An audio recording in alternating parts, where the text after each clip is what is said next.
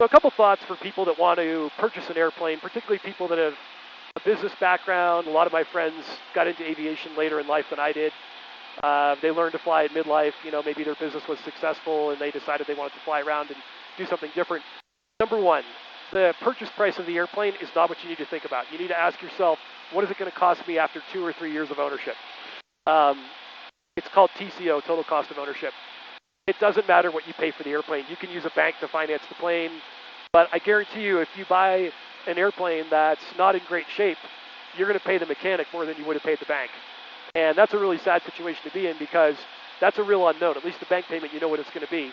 The mechanic, you don't, and you're not flying your airplane during that time either. So it's kind of a double whammy. When I bought this airplane, I paid about 50 grand more than the similar airplanes I had been looking at in test flying. 3 airplanes in particular. Interestingly enough, all 3 of those airplanes ended up in a shop out in Phoenix that works on these types of airplanes. At some point in the next year and a half after I bought this, every single one of them was in for more money than the additional 50 grand that I had paid for this airplane. Second point is, everybody wants to quantify everything. They want to say, oh, the engine has this many hours, or the avionics or this or whatever. There's a lot of things in an airplane that are very intangible. I've seen engines that needed to be overhauled at 800 hours after they sat for years. They looked pristine, but they weren't. They were rustling on the inside. I've seen engines that went to 3,000 hours with no problem. You can look at Savvy's website if you want to learn more about that. It's all about the condition. It's all about what you see in the borescope. It's all about the equipment and how it was maintained and how it was flown and was the engine over temped. Can you look at the engine data logs and see how the engine was run? All kinds of stuff like that. Another example is wiring, hydraulics, Heim joints and hardware and fittings. I'd rather buy an airplane that was clean airframe, nice paint, interior, whatever, that I had to put an engine in or maybe a panel, than to have one that I got to go through and do a million little details, because that stuff will eat you alive and you have no idea what it's going to cost until you start picking through it tiny bit by tiny bit. At least an engine, it's a $40,000 or $50,000 overhaul. On to the third point. November 20 X-ray contact. Santa Barbara approach 127.72. 2772, good day, 2 X-ray. Afternoon, Santa Barbara 92 Sierra X-ray 8.5 with Juliet. November 92 Sierra X-ray, Santa Barbara approach.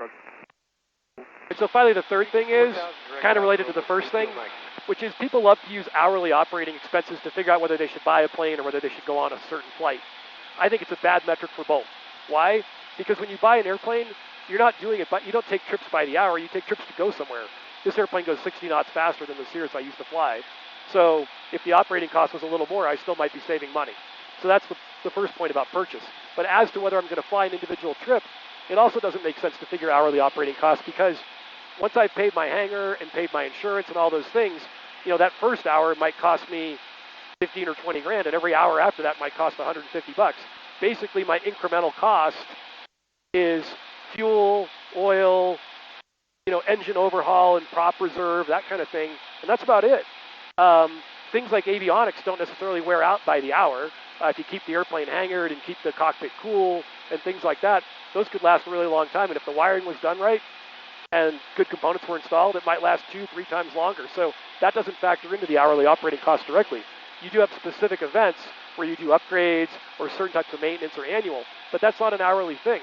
My annuals cost the same whether I fly 100 hours a year or 200 or 250, and I've been owning the airplane for 10 years, so I can say that. So I hope that helps the people. The first point, that the airplane's actual purchase price is not as critical as total cost of ownership. Second point, that you don't want to try to quantify things that aren't easily quantifiable. You want to look for quality in the airframe, not just the numbers on the engine or whatever. And the third point, that hourly operating costs are not your key metric. It's what is the cost to actually all in own the airplane, and will it accomplish the mission that you have for it? I'm going to throw in one bonus point actually while I think of it.